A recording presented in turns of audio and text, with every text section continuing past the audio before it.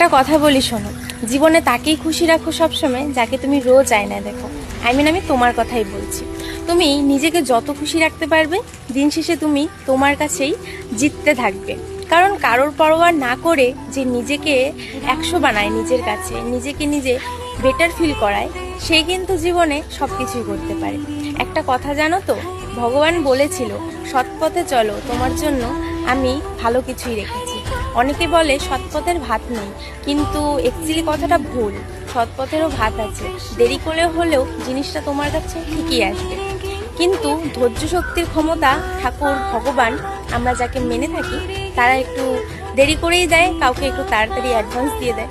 So সেটার অপেক্ষাতে থাকো, যত অপেক্ষা করবে ততই তোমার জীবন সুন্দর হবে।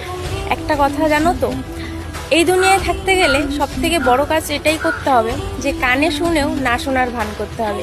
চোখ আছে দেখো, কান আছে শোনো। কারণ মানুষ কথাতেই বলে, মানুষের বেশি সুচিন্তা করতে গেলে তোমারই ক্ষতি হয়ে যাবে।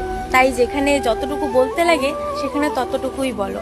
বেশি চিন্তা মানুষের জন্য করো না, নিজের চিন্তা করো, নিজে ভালো থাকো।